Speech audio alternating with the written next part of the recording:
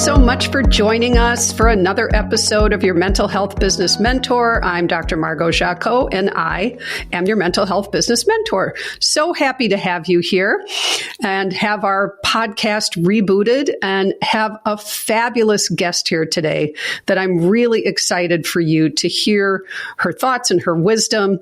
We're going to be talking today with Eileen Lysaught about employment law, which right now, so many of us need to know. And there are folks who listen to this podcast from coast to coast. I know some of this can be regional, but many of these things that we're going to discuss today can apply, but always check with your local authorities to make sure what you're doing follows the law in your state. But let me tell you about our fabulous guest today. Today we have Eileen Lysaught, whom I met probably 6 or 7 years ago, pre-pandemic, had some questions. I was very impressed with what you had to say. So I'm glad to have you here today. Let me tell you about Eileen. Eileen joined Laner Muchin in 2024's of Counsel, launching the firm's corporate and commercial services practice. With over 30 years of experience in business and corporate counseling, she assists her clients with concerns related to corporate agreements and business and employment law counseling. Eileen has extensive experience in the drafting, review, and negotiation of corporate agreements for clients. I'm assuming that could include contracts for all of us, purchases, manufacturing, distribution, vendors, licensing, non-disclosure leases, which is another big thing in our field, actually, operating and shareholder agreements. She's adept at drafting handbooks, record retentions plans, and corporate policies, as well as assisting in the implementation and training of those policies. She's very well versed in offering employment law guidance to assist clients on matters such as ADA disability accommodation requests, human resource auditing, preparing offer letters, severance, and employment agreements, all things that we never knew we were going to need in our field, but here we are. She also assists clients on matters related to EEOC, which is great because I do a sexual harassment prevention training. You might be our go-to person. FMLA, ADEA, and Title VII, many of which are, important for equity in the workplace and fairness. So welcome. Thank you for joining us today, Eileen Lysaught. How are you? I'm doing fabulous. Thank you for having me. My pleasure. It's great to have you here. We emailed about something else recently. I think someone was looking for an attorney, and a really dear colleague, Bianca Harden, who's a psychologist in the Chicago area, had said, "Do you remember Eileen?" I was like, "Yes, I remember." You were very funny. You said, "How could you forget this last name?" Same with mine. So, as I mentioned, as I was kind of editorializing during the intro, reading your bio, this is something newer in our field. When I started in the field, everybody who joined a group practice was an independent contractor. You got about 50% of your revenue. There were no benefits, no taxes. There was no employment. I mean, I guess there were laws, but not employment law.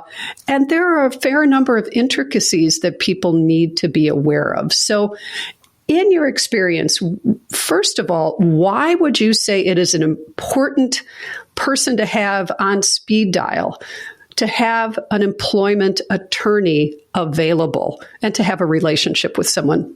What would you say to that? I don't think you really understand the value of an employment lawyer until something goes south. So, and unfortunately, that's a really expensive time and extra trauma and drama and whatever that attends to that. If you can put the attention up front so that you either have the right documents in place or something's going wrong with one of your employees, and so you want to give them a quick call and say, "Hey, this is what I'm thinking about doing. Is it the right thing?" And the lawyer's going to be like, "Yeah, for good, they'll do the handle." And having someone on speed dial that can talk you either away from the edge of doing something wrong is a really cheap insurance policy in the big scheme of things. So I've been doing this for 30 years, so I've run into what you're dealing with before. So it's not like it needs to be an hour-long call, but I can say, "Hey, here's the 5 steps I suggest." And, please follow these, and the likelihood of you getting sued has just dropped. That's the goal, is to make sure that we don't get sued. I mean, therapists, I think, who isn't all about that? But, well, there are some people, but therapists, by and large, we're fairly risk averse. We do not want to be sued. Who does? So how did you come to working with mental health practitioners? Because that's a whole separate, there are a lot of crossover points, but that's an interesting part of it for me. I think it's kind of a unique part of what you're probably doing. So how did you come to that? So in 2010, I started my own law firm. And part of that was I got out into the local community and I met several people that were business owners starting their own businesses, one of which was a mental health practitioner that you know. And it was such a great experience that helping her set her business up and get her going in the right direction, and just seeing the love of the business and the love of the clients. And it was such a positive experience. I'm not saying that there weren't times where we were pulling our hair out, but she was such a joy to work with. And now to have seen her practice grow and thrive and all the different people that she's helped, it's valuable. So I can set up an LLC or set up a business, and I may not see where that ends up, but I can see where this ends up. And so through her, I've met all these other wonderful people doing the same thing. And it's really rewarding for me. Mental health professionals tend to be pretty kind people. So I would imagine not everyone that we encounter, in either of our fields is. So, yeah. And I know that person that you're talking about, and she really is a lovely human. So you mentioned LLC. If we can pause for a moment, this may not be an employment law question, but I think it's a practice owner question. Would you mind commenting just, for briefly or not, clarifying just corporate types, because as people are getting started, there's a lot of questions about that. So sole proprietor, which means you really have no protections from a liability protection. So I always advise don't do that. Then the next type is called a limited liability company.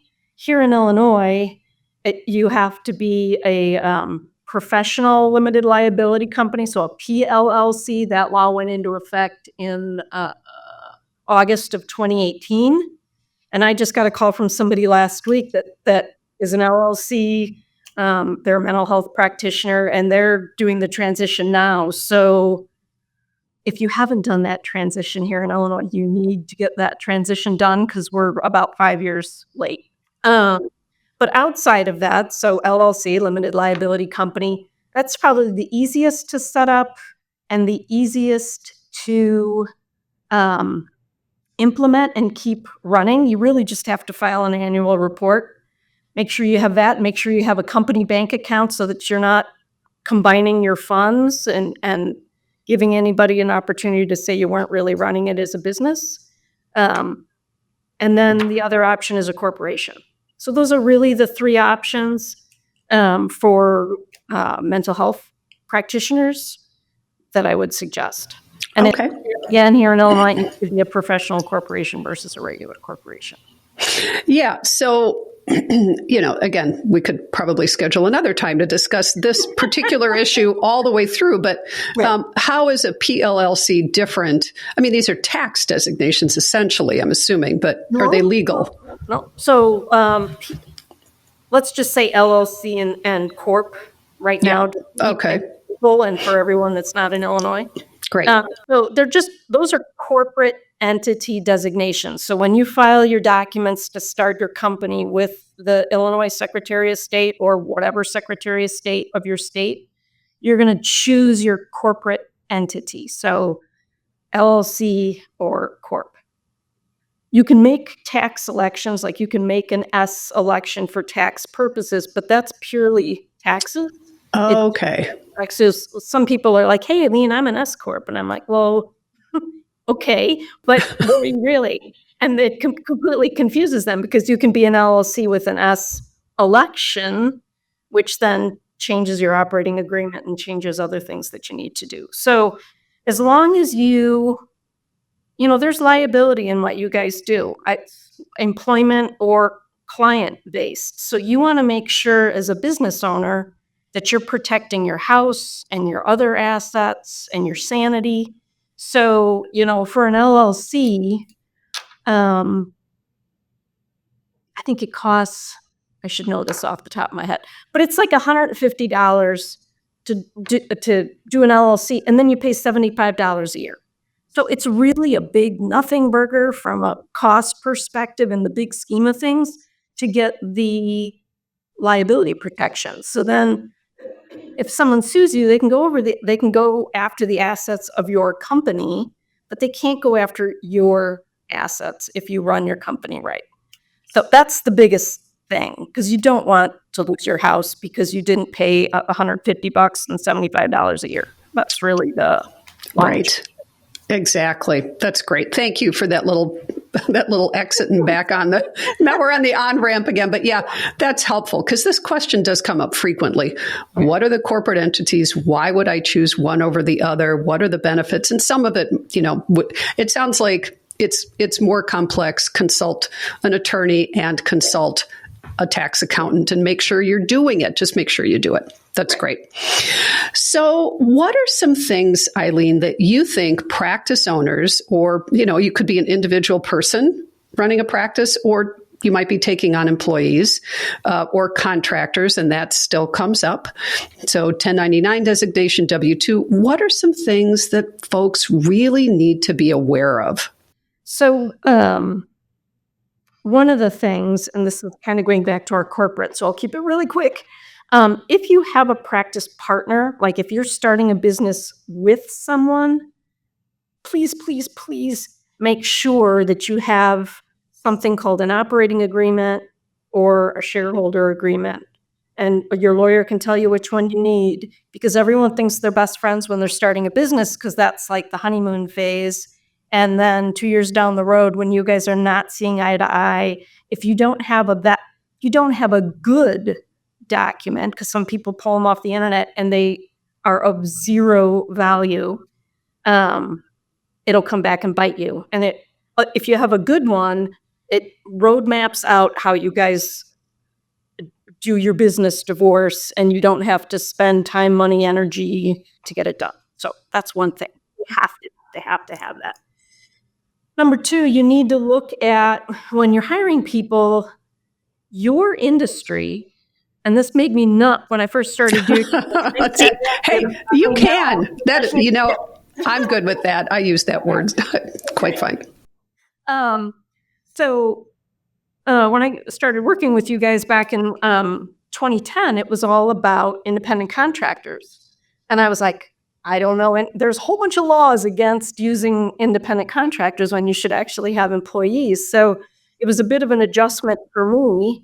But the Department of Labor does not like independent contractors. Illinois has a new rule this year that if you hire an IC, I call them IC, so let's just keep that short so I'm not confusing anybody. If you hire an IC, you have to do new hire reporting as you would any employee. So they say it's so that they can track folks for child support purposes. So you really have to make sure when you're hiring people, I only would suggest utilizing someone as an IC if they have their own business. So like you could hire me, I'm not saying that, I'm just saying, so you could hire me as an IC because I have my own business. If I am a mental health practitioner and I'm working for you and I'm working for two other people, okay, then I'm probably more of an IC than an employee. I can be an employee of all three, but if I have my own LLC, and I always say LLC because they're just the easiest. So if the person has their own business entity and they're providing services to other people, that's a good indication that they're an independent contractor. If they are providing a service that you don't provide. So you want to bring in a yoga instructor or something like that. That's a little bit better. Some billing folks that may provide services for you and someone else, as long as you have the right confidentiality agreements in place. They can be ICs, but generally anyone who is providing mental health practitioner services in your business that specializes in mental health services, they're probably a W-2. If you're going to be giving them any sort of instruction, advice, rules, if they're using your computers and your things, they're probably a W-2. So there's like 10 or 20, because it changes every year, 10 or 20 different requirements that you can look at to figure out whether the person's actually a W-2 or a 1099. I would say err on the W-2 side. The dollars that you're going to pay for employment taxes are probably less than what you're going to pay if that person and you decide to part ways and they decide to tell people that they really weren't an IC and you owe them all these employment taxes and things like that. Yeah, right. This is a tricky. It's a tricky issue in the field for some folks. Employing people, because our profit margins tend to be relatively low. Now we are responsible for mandatory PTO, which it's just humane. Don't get me wrong. I'm happy to do it, but especially we're a large practice. We've got 80 practitioners. For some of these smaller practices, they don't have the operating budget for that.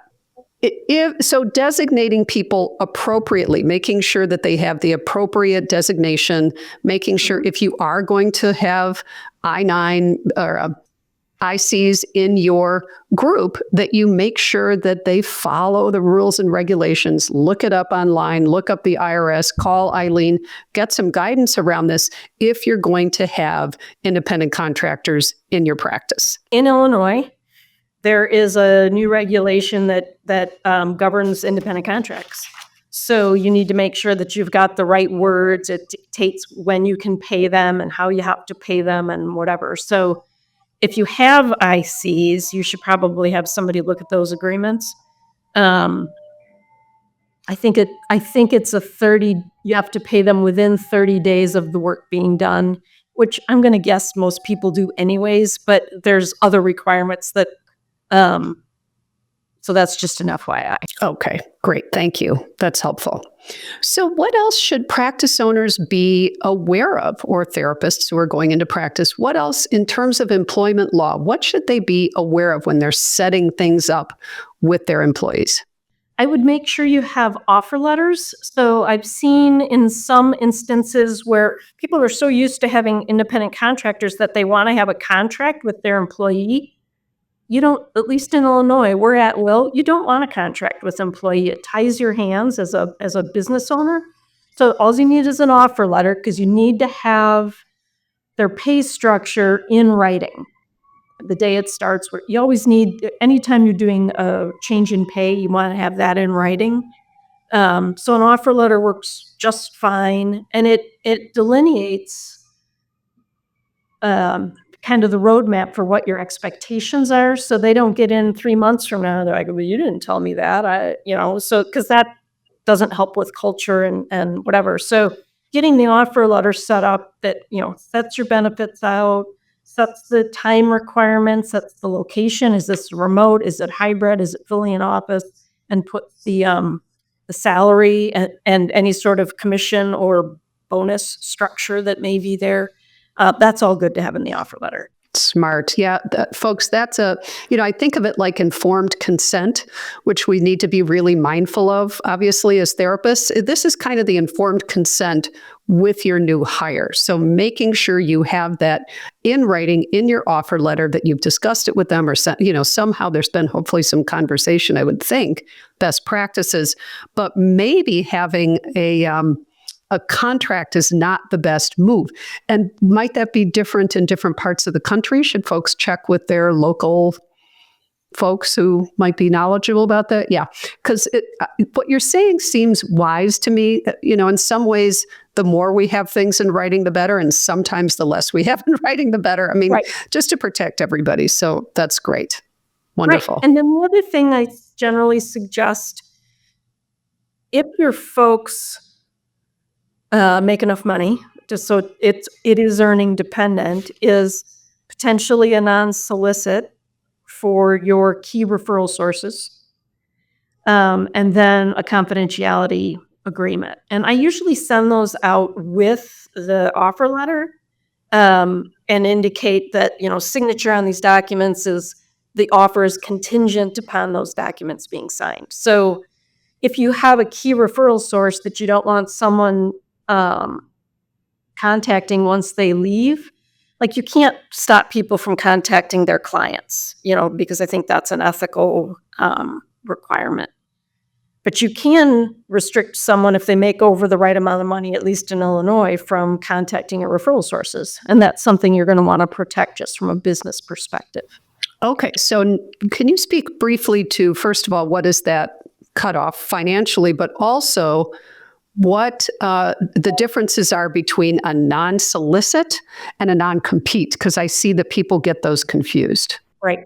So most states in the U.S. now, and the FTC recently, although that's not going forward right now, hate non-competes. Illinois has a law that non-competes, and I'm sorry I keep talking to Illinois. I know your group. But you're in Illinois. That's okay. I mean, this is where it is here, and hopefully it'll get people curious to look it up to make sure it's true in their state as well. Yeah. Right. So non-competes, if you make under, I think it's $75,000, the dollar amount changes with each year. I think it goes up by $5,000.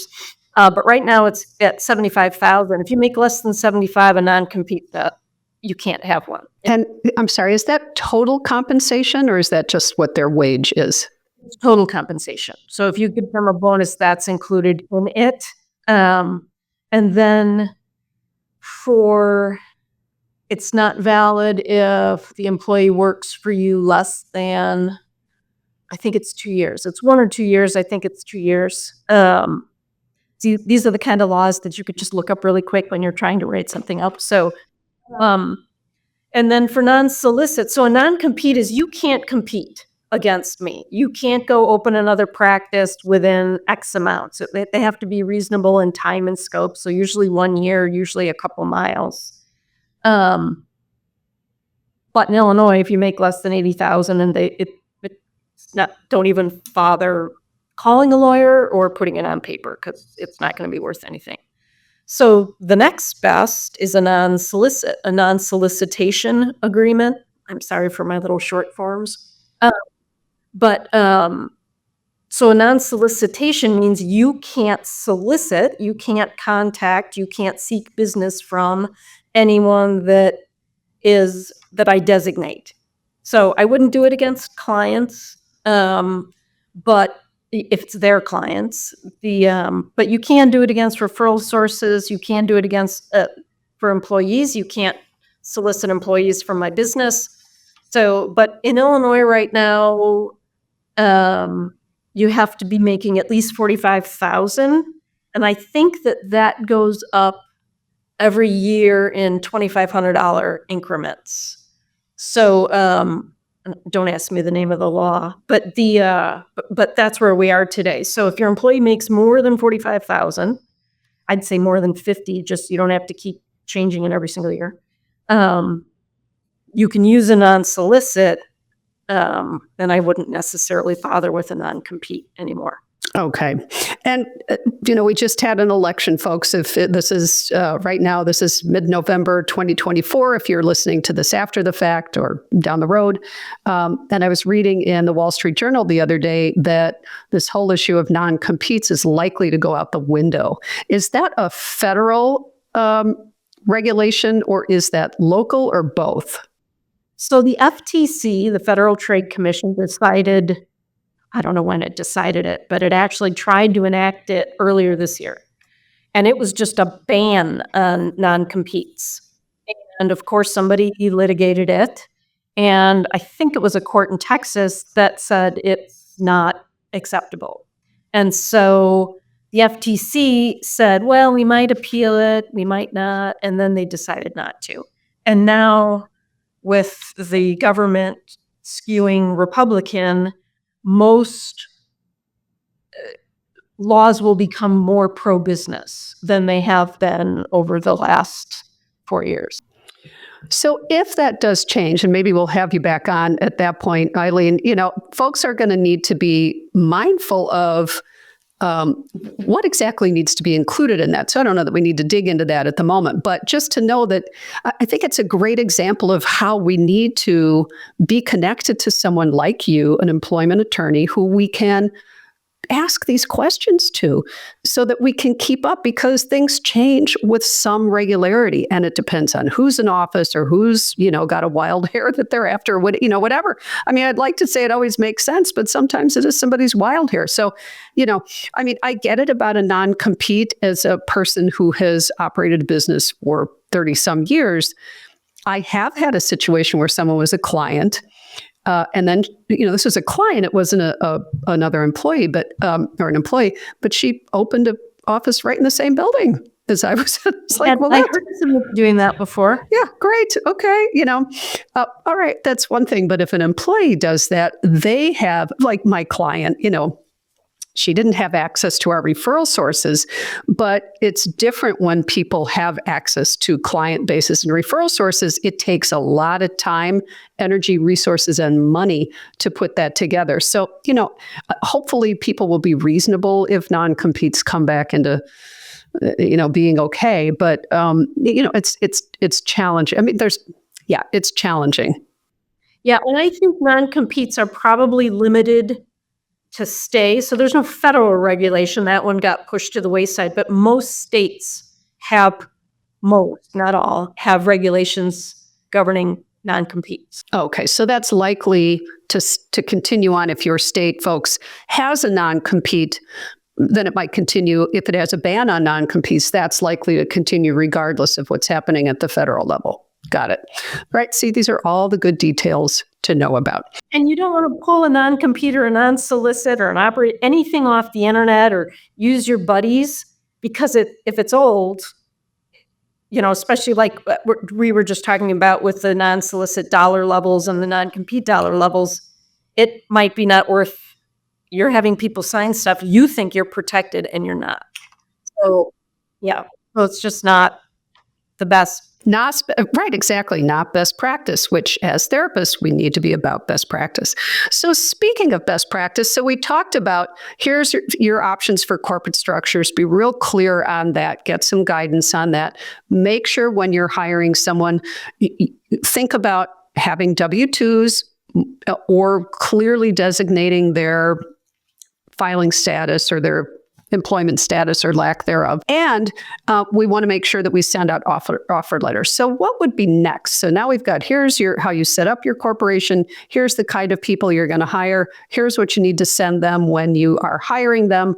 What's the next thing in the order of things that people need to be aware of? So having an employment lawyer on call. Yeah. And here's why. So, I've worked with lots of different types of businesses, but in mental health practitioners, most of them lead from the heart. So they're always trying to help. And I've also found that employees in the mental health area are very open about their mental health issues.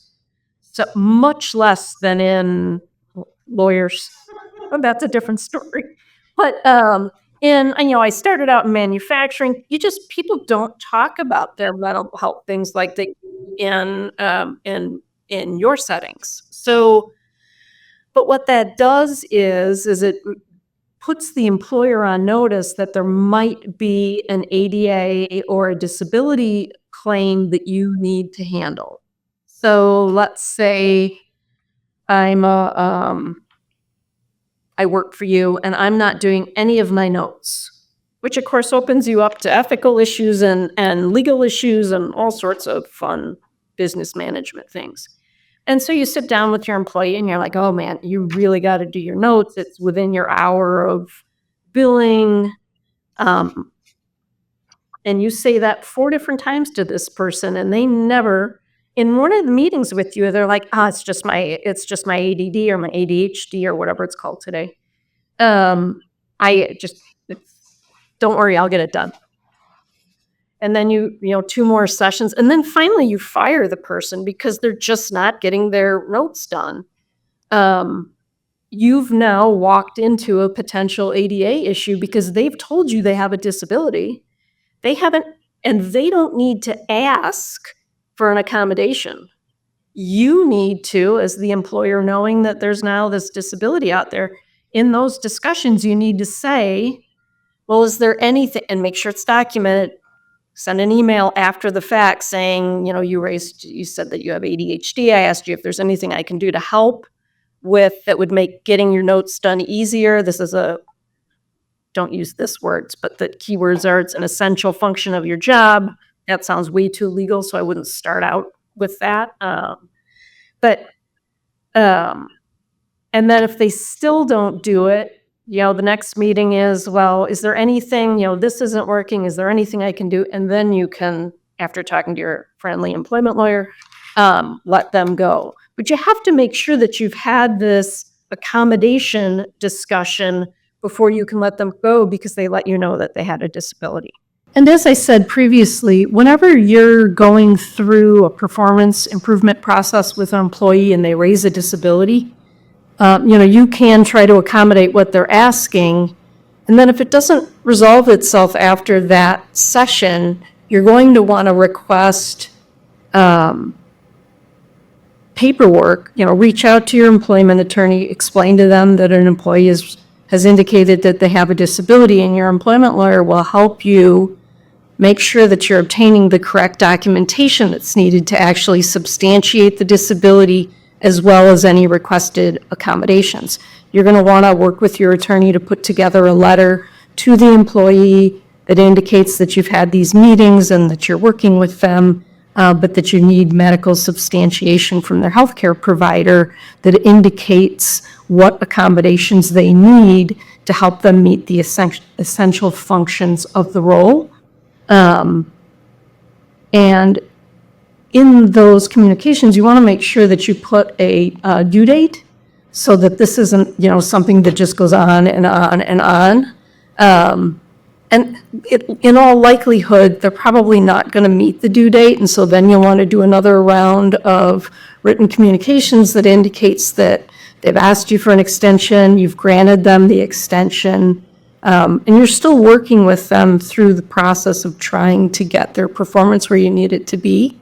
But then if, you come to the decision that you actually need to let them go, make sure you're talking to the attorney and that you've kind of dotted all your I's and crossed all your T's from the disability accommodation perspective, so that you're in a better spot if you're letting them go.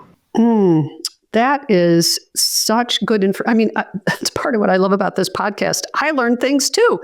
I was aware of the fact that if somebody has a disability and they request an accommodation, we need to obviously grant it, and I would want to, but you're saying it's really the employer's responsibility. That's such a good... If you're aware of it, then you need to ask. Got it. And okay. It's just a good CYA. That's a legal term. Mm-hmm. Yeah, right. Today and tomorrow it is. Yeah. Right. You're managing a business. So even though you want to help the person, even though you have to make sure that you're meeting your ethical requirements for your license, you really need to protect your business. So whether you're a mental health practitioner or a manufacturer, you still have to do the same. Right. Yeah. Oh, wow. That makes such good sense. So I'm glad we're in this arena because, again, therapists are good, kind, nice people, generally speaking. We tend to be more amicable. We tend to be non-confrontational. And so really holding people accountable is not our strong suit. So folks either are passive about it, or they can be aggressive about it, or passive-aggressive about it. So what are the right things for people to be doing? How do you address an employment-related issue? How many times should you talk to somebody? When do you write them up? What is the verbal counseling, written counseling, and then, PIP? Or what is the right course for managing some of these issues? So it's going to be, here's my tip, here's my lawyer answer. It's going to depend on the situation. But what I like to see is a handbook. Everybody have a handbook. Sorry to interrupt you, Eileen. Make sure you have a handbook. Eileen can help you with that, or your local attorney. And don't use a buddies. Thank you. What does your handbook say? If your handbook says that you're going to give an oral and 2 verbals before you let somebody go, then you need to make sure, unless you have a disclaimer in there that says, unless it's horrible, like if you have one of your employees sexually harasses a client, then you're going to just let them go. You're going to talk to them and then let them go. You're going to call me and then talk to them. Yes, exactly. Do not, I think you're saying that we're kind of chuckling about it, but seriously, do not let somebody go without speaking to an employment attorney. I think that's just 100%. Prudent.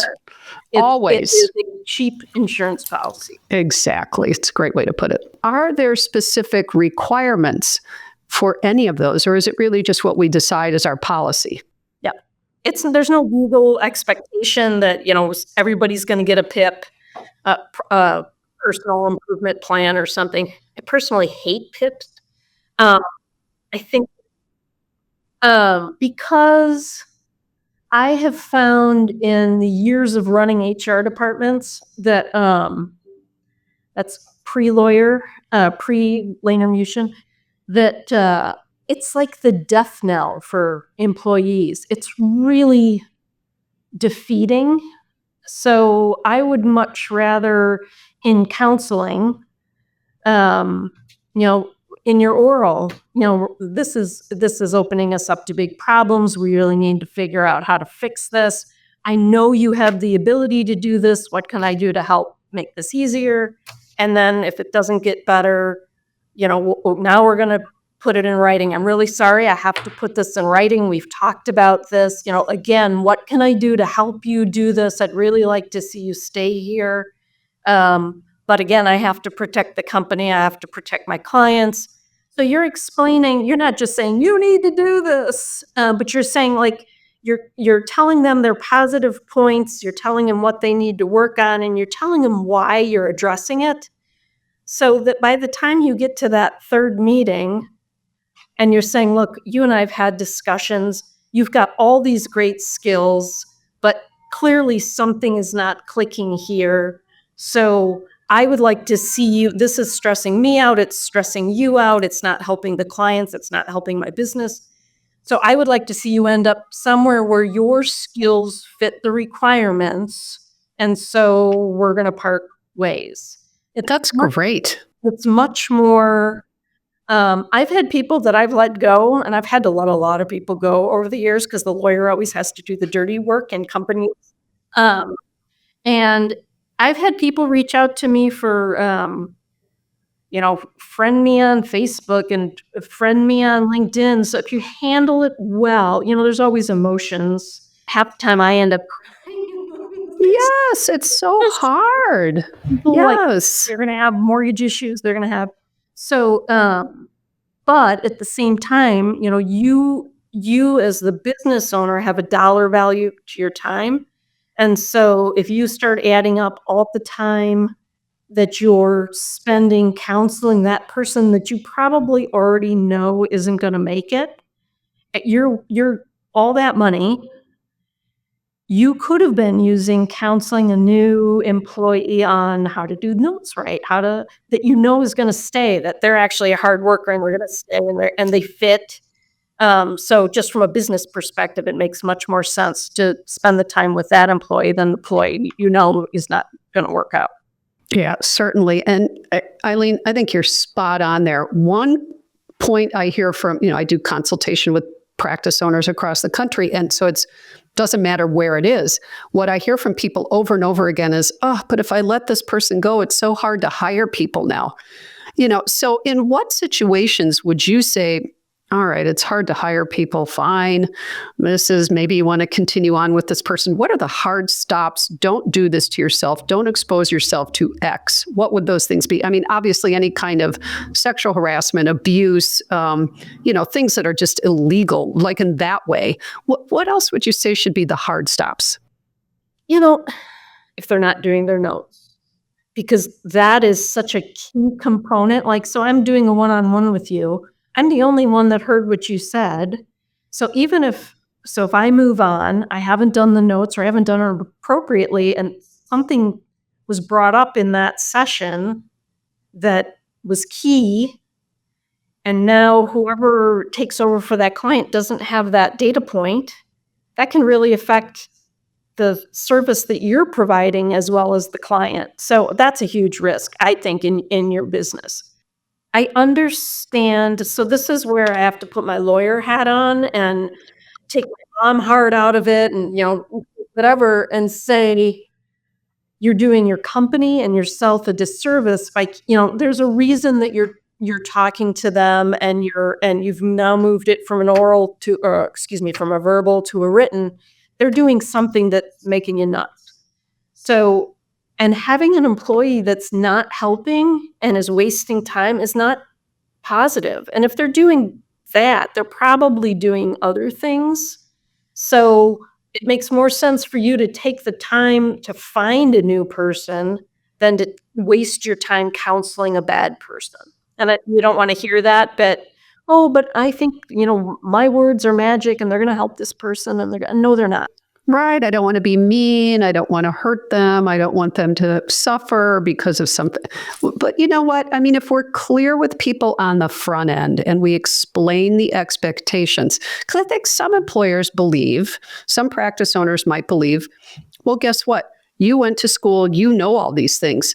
Regardless, we need to make sure, again, it's informed consent. We need to make sure that when someone works for us, we are super clear. Don't just hand them a handbook and say, here's our policies. Hopefully someone will take the time. And all of this is time consuming. But to go over these policies so that people understand. I had somebody tell me recently that one of their employees said, I don't really get around to my notes because I'm not being paid to do it. And I don't like to work for my practice owner for free. What? Without realizing, I mean, it's a legal, ethical issue, right? It's part of your, right? It's like what you don't do CEUs because you don't get paid. I mean, how does that work? That's non-negotiable. And insurance companies do bake that in. As much as I like to think I'm worth, $7,000 an hour or whatever. I mean, I'm being ridiculous, but, whatever the insurance companies pay us, should it be more? Sure. But they have already factored in at least 5 to 7 minutes of doing notes. So from where I sit, if I can do them at my age and stage of life, anybody can do it. So, it's running your business, but put it in the offer letter. Great. Okay, folks, put it in your offer letter. Smart.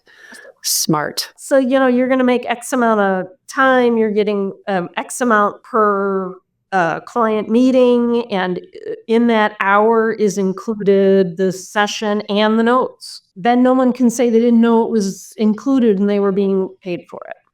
Great. That's excellent. So, Eileen, we've covered a fair amount of territory today, and we're at about 40 minutes or 45 minutes, which is beyond what I think some people might actually listen to in one sitting. Hopefully, folks, you'll listen to it in two. Would you at some point come back, please, and continue the conversation? I feel like we scratched we covered some important pieces, but it feels like there is more. So if you would be willing, that would be wonderful. But if you were to just summarize your top, 1, 2, or 3, make sure, folks, you do this, this, and this. Don't forget about that, and have you on speed dial. How would you summarize? What would you say those 1, 2, and 3 would be? Make sure you have a corporate entity so you're protected.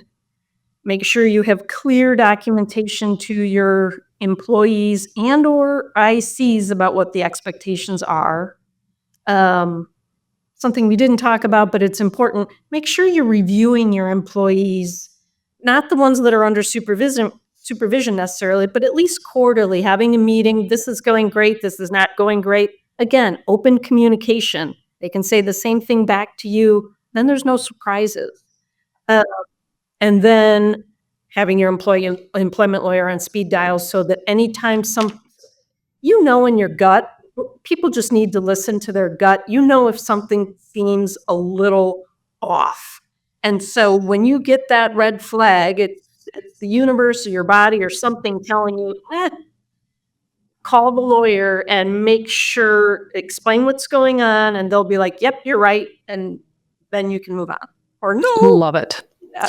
Right, exactly. That's great. Right. I mean, a good point, Eileen. We didn't even talk about reviews. That could probably be a podcast unto itself. So if you would please come back, you are delightful and lovely. I would love to have you back. Folks, if folks want to get in touch with you, if they are in the Illinois area, I'm assuming people should connect with someone in their area, but a lot of our listeners are in Illinois. How can they find you? They can find me on LinkedIn. They can find me on Laner Muchin's website, LanerMuchin. It's then my last name, which I'm not sure is going to be printed somewhere on this. Yes, we'll make sure it's all in the show notes, but just so folks know, they can find you on LinkedIn. They can just find you directly at Laner Muchin. I don't know what my phone number is off the top of my head. That's all right. That's all right. I know, right? We all just use email and LinkedIn anyway. That's fine. So they can find you at Laner Muchin and, they can certainly Google that. So that's wonderful, but we'll make sure we include even your phone number in the show notes. Eileen Lysaught, thank you so much for joining us today. I really appreciate your time, your wisdom, and we will definitely be inviting you back. Fabulous. And all of you, I hope you will come back as well. Thank you so much for joining us. Very much appreciate having you here. You can find us at Your Mental Health Business Mentor, anywhere you find your podcasts. And if you want to reach me, you can get me at my name, Margot Jacqout. It's JACQUOT at thejunipercenter.com. Thank you so much, everyone. Thank you, Eileen. We'll look forward to having you back next time. Be well.